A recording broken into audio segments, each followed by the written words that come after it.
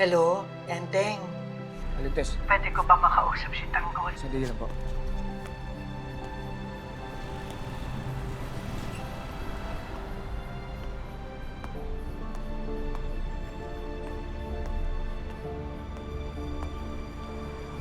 Tanggol.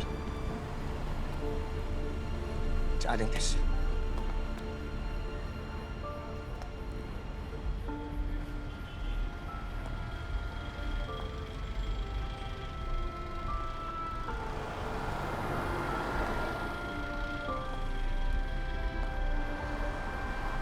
Hello, Nay. Anak, alam ko na ang nangyari.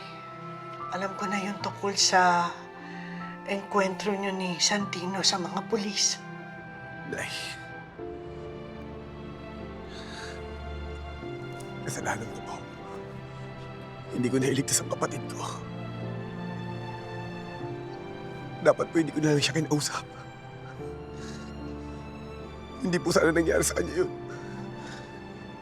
Sana buhay pa siya ngayon.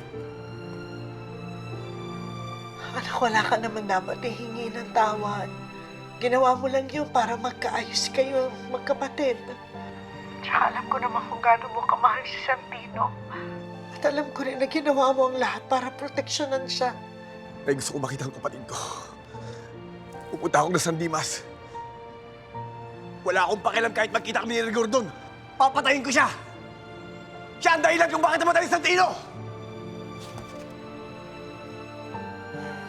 Anak, dito ko siya dinala sa bahay ni Kong Leo.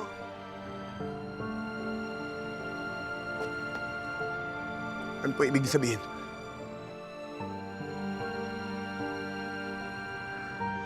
Nakuha niyo si Santino? Nay, pupunta po ako dyan. Gusto ko makita ang kapatid ko. Tanggol, mag-iingat ka.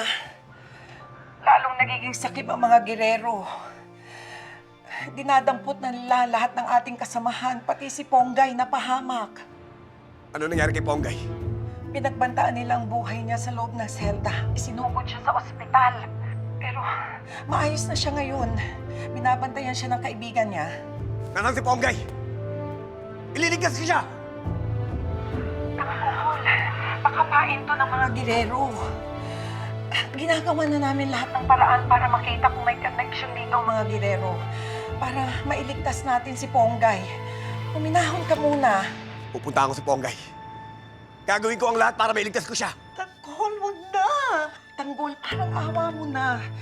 Sa ibang araw na natin ipaglaban si Ponggay. Sa ngayon, pumunta ka muna dito sa burol ng kapatid mo.